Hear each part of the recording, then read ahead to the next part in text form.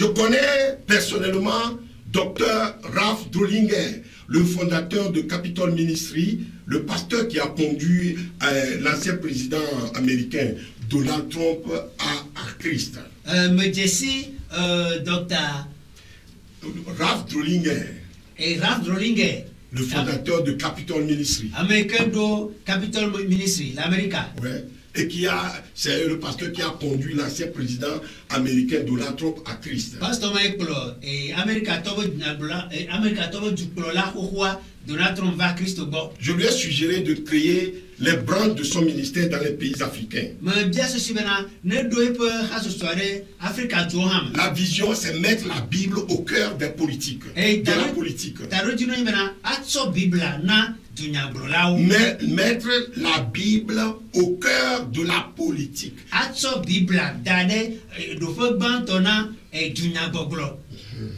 Dans les actions politiques. Ouais.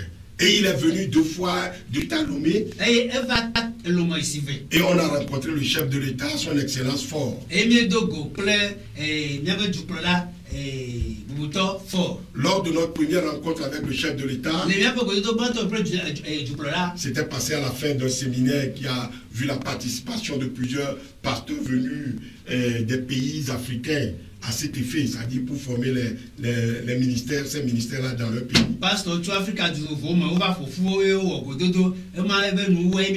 Ouais, et donc, à l'audience au palais présidentiel, j'ai été très content d'entendre le chef de l'État déclarer que le problème togolais est avant tout d'ordre spirituel.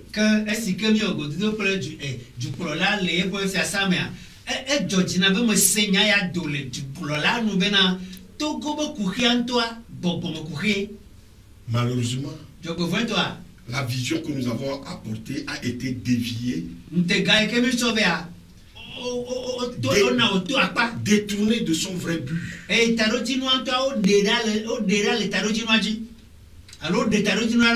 Ce n'est pas le chef de l'État qui l'a fait.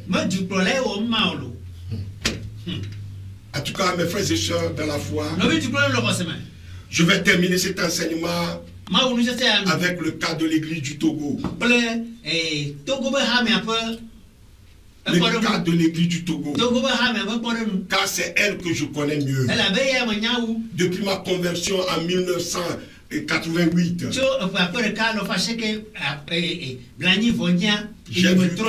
J'ai vu comment cette église évolue.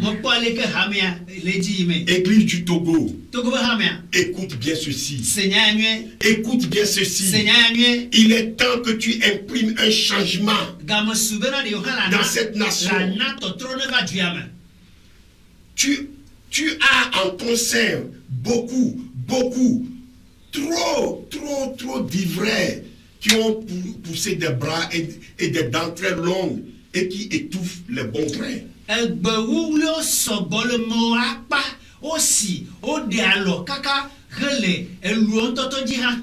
Mais malheureusement, tu ne peux pas les enlever. Mais tu peux au moins prier pour les neutraliser. Pour imprimer le changement. C'est par une bataille spirituelle de longue haleine.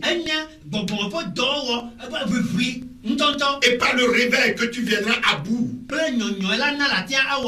Parce que ce sont des leaders qui sont très puissants et très manipulateurs.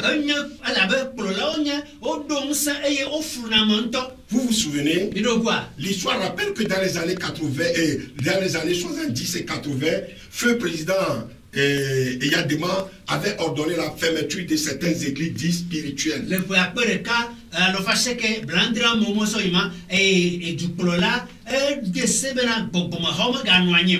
Les pentecôtistes et certains pentecôtistes et les charismatiques et autres. Avec l'interdiction de leur activité sur le territoire national.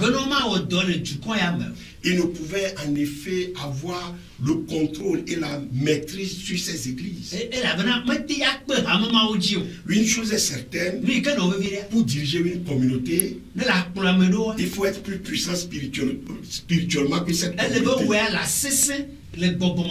Ceci peut être vérifié et partout dans l'histoire des peuples africains. Les fidèles de ces églises furent contraints alors à la clandestinité ou à franchir la frontière les dimanches pour aller adorer au Ghana.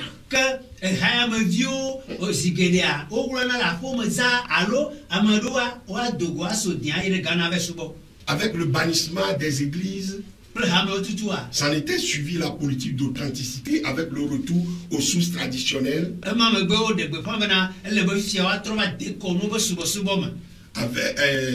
avec ce qu'il faut convenu d'appeler animation politique. Où on avait assisté à un culte de personnalité agressif avec le plagiat des chansons chrétiennes à la gloire du chef de l'État.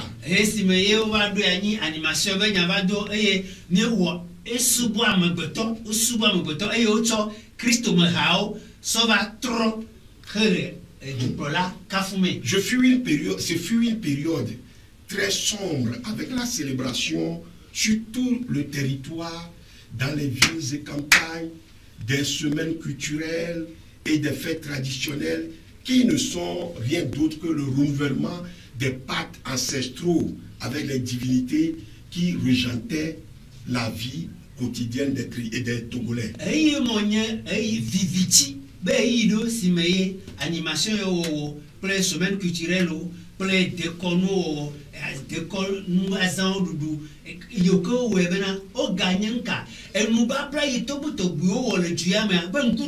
Moi-même, avant ma conversion, j'avais appuyé cela, j'avais soutenu cela. Et cette politique a sans doute attiré sur le pays une grande et terrible malédiction jusqu'à nos jours aujourd'hui.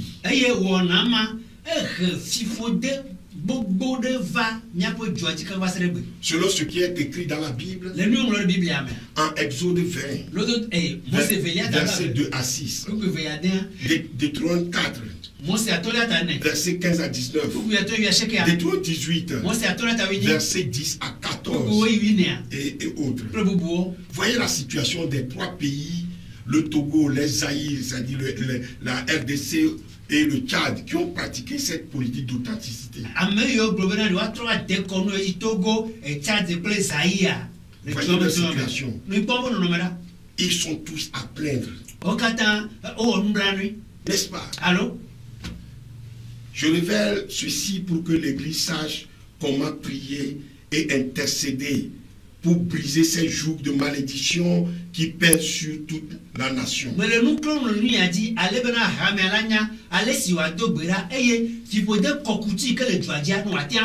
Ensuite, en 90, comme le vent, lorsque le vent dit de l'Est a commencé à souffler avec le déclenchement du processus de démocratisation pendant lequel tout le peuple a commencé à réclamer à corps et à cri toutes les libertés.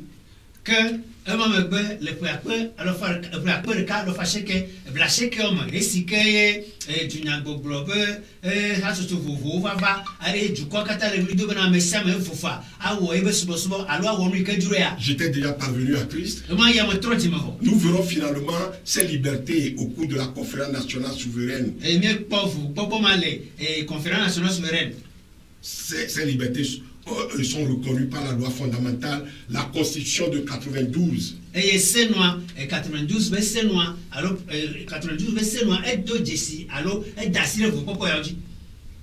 Avec comme préambule la reconnaissance du Dieu vivant sous la souveraineté et l'autorité desquels la nation togolaise est placée.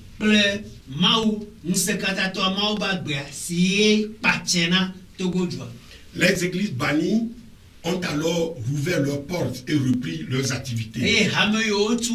Vous vous rappelez, pendant cette période de lutte pour la démocratie, feu président Yadema et ses partisans auraient eu à accuser les églises de prier pour demander sa mort.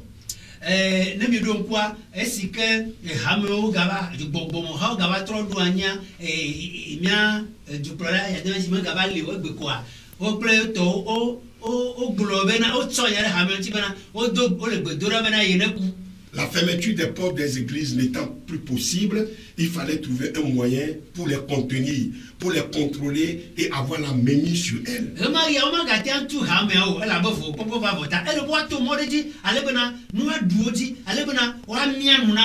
Ces partisans optèrent pour la stratégie du cheval de Troie.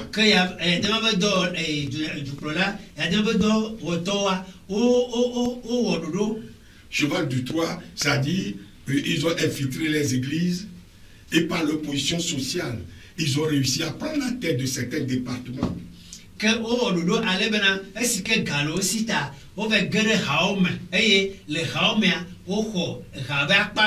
Ils ont réussi à créer des associations, des ONG chrétiennes et par toutes sortes de manipulations et de séduction, de corruption, ils sont devenus alors des leaders de l'église. Vous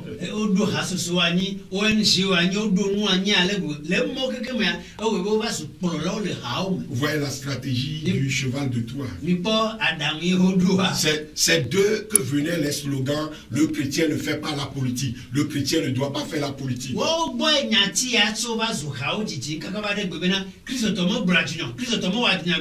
Un chrétien dans l'opposition est un rebelle à l'ordre établi par Dieu.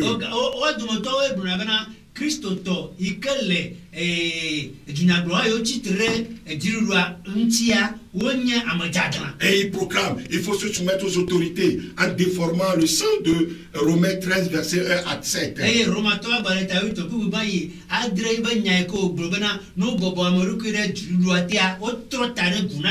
Rares sont ceux qui sont vraiment convertis. Et ils ont un pied dans les loges mystiques et ésotériques, l'autre dans l'église.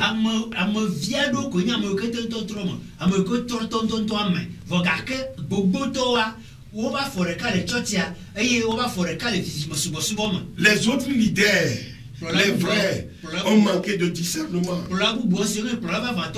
Ils n'ont pas vraiment pris en compte le conseil de Jésus nous prévenant de ces choses. Vous les reconnaîtrez à leurs fruits. Ensuite, des faux pasteurs, des marabouts à col blanc avec leurs fausses doctrines et des pratiques abominables dignes des couvents fétichistes sont soutenus et encouragés.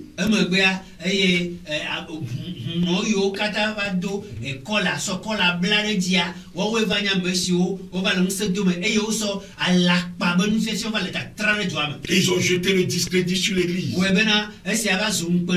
Le comble, ils se sont même mis en association d'église et discutent à la même table des problèmes liés à l'église avec les associations, les fédérations, les conseils de vraies églises, qu'ils essaient même de supplanter.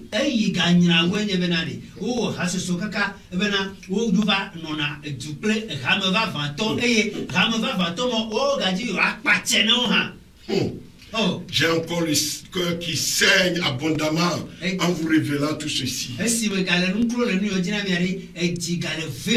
J'avoue que c'est plus fort que moi de voir l'église que j'ai connue en fin 80 jusqu'au début 2000, quand j'ai fui le monde, ce monde ténébreux, de voir cette église encore dans cet état.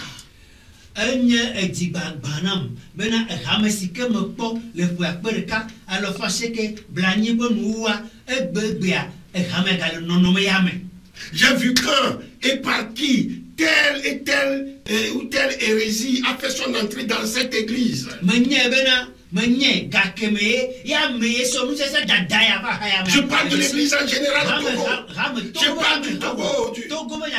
J'ai sonné envers la trompette et j'ai été considéré comme dérangeur et extrémiste.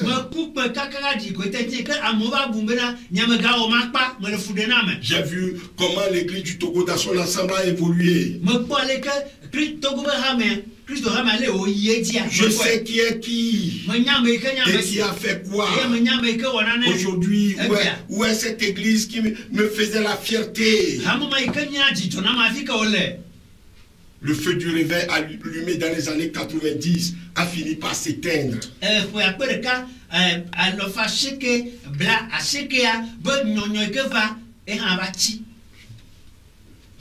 Dans les années 2000.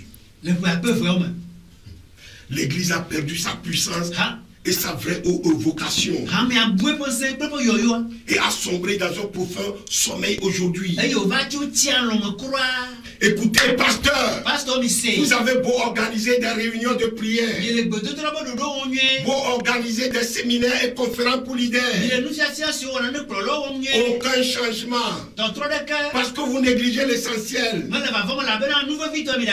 renoncement de soi pour être transformé, pour transformer. Changez, changez. Vos réveils spirituels sont pour renflouer les caisses. Tout est décidé à des fins pécuniaires. Changez, changez. Le Seigneur en veut à vous, berger. Et il vous envoie Jérémie 23, versets 1 à 2. Changez. Au lieu d'être servi de Jésus-Christ, beaucoup d'entre vous servent leurs propres intérêts. Et ont transformé la maison de Dieu en une caverne d'arnaqueurs. Nous faudra-t-il encore Jésus pour manier le fouet et renverser les tables? Ce qui est sûr, le jugement de Dieu commence par sa maison. Eh bien, il semble que ça commence déjà. On soumet aujourd'hui vos églises au paiement de tasses, soi-disant pour peinture et publicité, parce qu'on vous assimile à des commerçants.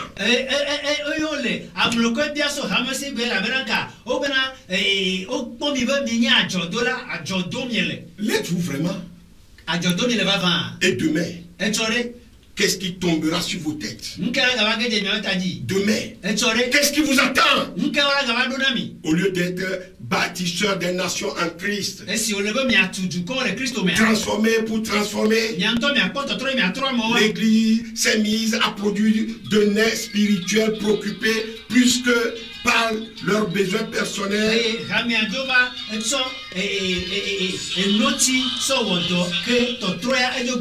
Que par le ciel,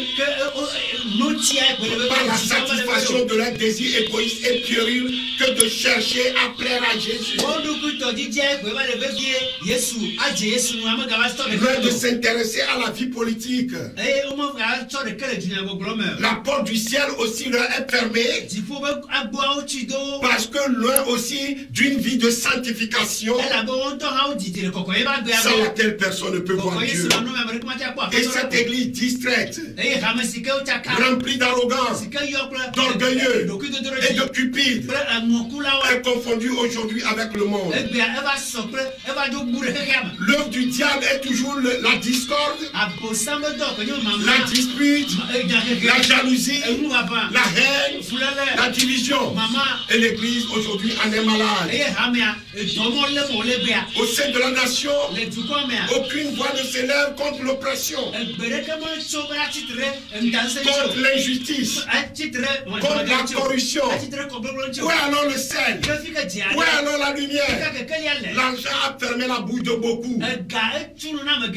D'autres doivent se libérer de la peur, car ils n'ont pas hérité un esprit de peur. La vérité a disparu ou trébuche sur la place publique. La vérité, la misère, la pauvreté, la dépravation des mœurs ont envahi toutes les couches de la société. Ce n'est que les méchants et les voleurs en cravate qui prospèrent d'une manière insolente.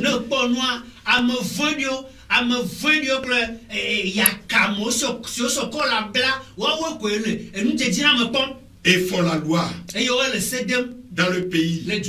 Le péché ne fait plus honte, ne rend plus ridicule. Pasteur, quand les fondements de la société sont renversés, le juste, que ferait-il? Somme 11, verset 3. Salmo tawire ke kuitolia. Église, Amen. l'heure est grave. Egame asi. Réveille-toi. Non. Sinon, la guillotine tombera. Lema nyua eyaleji. Ouvre les yeux. Ouvre les oreilles. Kuto. Et écoute bien. Et Seigneur. C'est l'heure de te réveiller de ce sommeil inapproprié. Eya debe la nyocho alon ikeme hian ododome. D'une manière subtile, les portes et tes portes seront encore fermées bientôt. Eye to aye gada me azare aga tu agbo. De nouveaux textes attendent d'être votés pour te clouer au pilori. O galese o dege pro subenari. Wa atu. Réveille-toi. Non. Réveille-toi. Non. C'est l'heure du réveil. Non be game ya. Et aussi, c'est l'heure d'aller sur les genoux. Eye game subo ikolo hanji. C'est l'heure d'aller sur les genoux. Game subo ikoloji. Dieu t'éclairera, Église du Togo. Togo ba hamea, mautora konu mena. J'ai fini. Me wenu. Vous pouvez m'en vouloir pour vous avoir dit la vérité. Nu yarati ava do mane mi la me bronya te fenami. Je suis une sentinelle pour le Christ. Menye beta kola na Kristo. Je suis une sentinelle de Christ. Menye beta kola na Kristo. Que ceux qui ont des oreilles pour entendre, entendent. A monsieur si to selu la no se. Seigneur, Apoto. merci pour le soulagement et la paix que tu m'as apporté après avoir délivré ce message. Akpede dije me pre mti fa ikele na esi me bronya ya vomagbe. J'ai donné ce que tu m'as mis sur le cœur. Nu le cho dare jino. Sentinelle de Christ. Menye beta kola na Kristo. Que ceux qui ont des oreilles pour entendre, entendent. A monsieur si to selu la no se.